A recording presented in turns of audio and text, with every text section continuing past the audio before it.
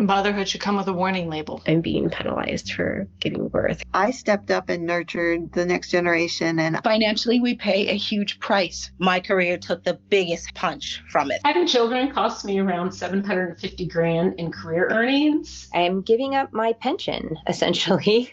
There's new research on how mothers in the workforce are penalized for having children. The motherhood penalty. Where does that phrase come from? It's been used by different researchers probably since the late 90s. The men who look on paper like their fathers are more likely to be called back and are more likely to get higher wages offered to them. More research to cover today. And I think this is one of those that a lot of people might put in the category of maybe being a little bit surprised. For others, they're going to say, you know what, this is intuitive. I didn't need a study to tell me.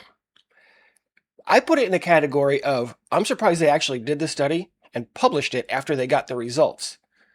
This is another one of those studies where the expected headline, the title, buries the lead, I think. We constantly hear that women are punished in the workforce for taking time away from their careers to raise children. And this study did in fact find that career gaps for raising kids are punished, with a twist. Now, these authors conducted a counterfactual hiring experiment. That means that they created otherwise identical resumes and changed only a few relevant details. They then sent job applications to 211 mid-career job openings in the San Francisco area across 3 separate fields: software engineering, real estate brokerage, and elementary education. And for every job that they applied to, they used 4 versions of the same highly qualified resume. Those were a man or a woman with or without interrupted employment for parental leave. So men who did or did not take time off, and women who did or did not take time off. Everything else was the same except the gendered name and whether the resume showed a long childcare-related employment gap. The applications went through a major online recruitment platform that ranked candidates algorithmically before employers made the final decision about whom to contact back. And as outcomes, they tracked 3 different things: callbacks, positive follow-up emails, and then unsolicited invitations to apply for other jobs, which they called cold emails. Now, before we get into the results, keep in mind that this was a 5-year stated childcare gap. The resumes indicated 5 years off or away from their careers, and that it was for family and childcare reasons. And motherhood should come with a warning label. I'm being penalized for giving birth. I stepped up and nurtured the next generation, and Financially, we pay a huge price. All right, the results. The authors measured, as I mentioned, 3 different outcomes: callbacks, positive emails, responses, and then cold emails, where a recruiter invited them to apply for other jobs as well. And here's how the 4 applicant types performed. Let's start with the callbacks. Fathers with the parental leave gap received 8 callbacks. Mothers with the gap received 19. Women who did not have a leave gap got 23 callbacks, and men with no gap received 33 callbacks. So even on the most direct measure, who gets called back after applying, the father with the caregiving break came in dead last, even lower than mothers who took time off. Now for the positive emails. Fathers with parental leave received just 6. Mothers with parental leave received 33. That's more than 5 times more.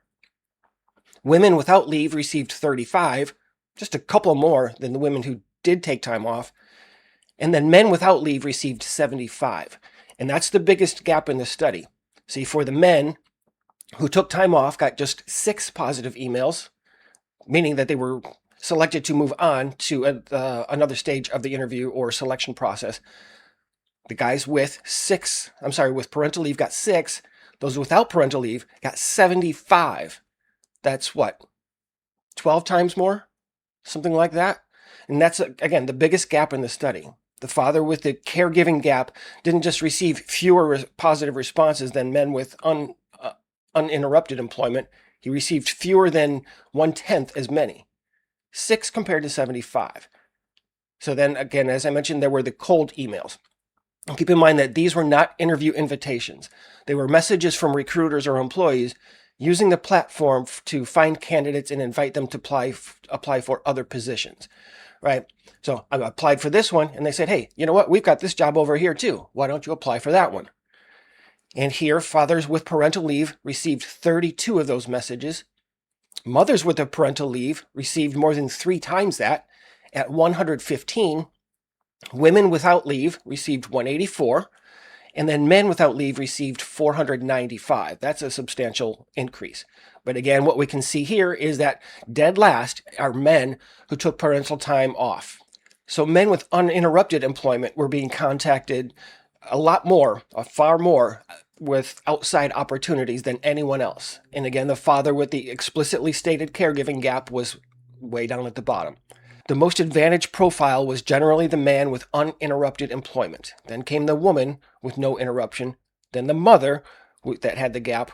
And at the bottom on all of these was the father that had a gap. The men who look on paper like their fathers are more likely to be called back and are more likely to get higher wages offered to them. Now, I know that you know this, but I got to say it anyway. Let me just put it out there. For years, we have heard so much about so-called fatherhood bonus. The idea that men are often viewed as more stable, responsible, and committed to their financial provision. And there is research showing that fathers can receive advantages when employers see them as dependable breadwinners that stayed in their career paths. But this study shows the condition attached to that supposed advantage. The father is rewarded only when he behaves like a traditional breadwinner. But the minute he takes on the active caregiver role that society claims they want more of, the reward disappears. All of a sudden, he's no longer a reliable provider.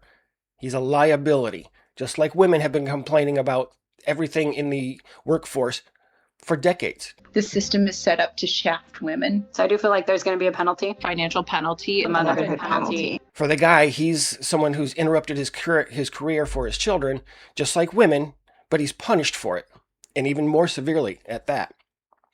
A woman takes time away from a workplace to raise children, and people get all up in arms because she's punished by a system, they say, that was built around male breadwinners.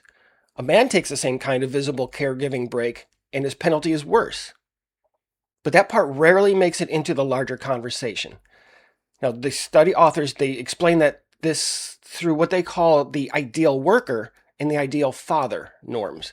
The ideal worker is someone with no serious interruption from family responsibilities. And the ideal father is someone who provides financially rather than stepping back from work to become the primary caregiver. And as they indicate, a mother with a long caregiving break violates the ideal worker standard. The father with the same break violates the ideal worker stereotype and the traditional breadwinner expectation at the same time. That's why, in this study, he was punished more severely. And listen, as I mentioned, women are allowed to portray the career penalty as evidence that they are oppressed by an unfair system. They've been saying it, as I said, for years and years and years. But when the exact same caregiving choice produces an even worse result for men, we never hear about it. That is an advantage in the female empathy system and society that we live in. Women's employment losses are treated as evidence of a systematic social problem and a huge failure. Meanwhile, men's employment losses are not even acknowledged. I mean, how can there be any room for that conversation in public discourse when people can't even stop talking about how bad women have it or think they have it? I mean, seriously, my opinion is that the implication is ugly. Seriously. No less ugly than what women complain about regarding their experiences when they re-enter the workforce. Men are encouraged to be more involved fathers. As it is, women shit on them for not doing enough unpaid labor. But when they do take on that role, they're chastised in the workforce. Maybe not chastised, castigated maybe is a better word. Those guys are told that equal parenting and shared caregiving are family and social commodities even. Then when a father actually sacrifices his career for a few years to do that caregiving, he's the one most likely to be punished for having done it. Of course, the researchers did give a couple of limitations to their study. The main ones being that they limited their search to only one metropolitan area. Again, San Francisco, California. There were only 3 different occupations that they had applied to, and that they used only one recruitment platform. Now, that platform was proprietary, so they couldn't open the algorithm, so to speak, and explain exactly what part of that process came from automated ranking versus human decision making. That's just not possible to know. And the 5-year gap is, as I mentioned a little bit earlier, it's far more extreme than many people take, especially men. But women do it all the time. They go back to work after all of their kids are in school. But nonetheless, those implications don't change the comparison inside this experiment, in this study. The mother and father with caregiving gaps had the same qualifications. They had the same gap. But the evidence is there that when men step out of the financial provider role to raise their kids, the workforce may punish them more harshly than it does women who do the same thing, and much more frequently. So I hope you'll share this part of the conversation the next time someone tries to tell you how bad women have it when they step away from their careers for a few years. When that happens, tell those people that the workplace doesn't always reward men simply because they're men. It rewards people who never stop providing or take a break from their careers. It rewards people for that continuity. So give us your comments and your experience. Have you ever stepped away from work for any reason, whether it was for family reasons or something else? How was it when you tried to get back into the career or workforce? Thanks as always for sticking around to the end. Be careful out there, guys. I'll see you soon.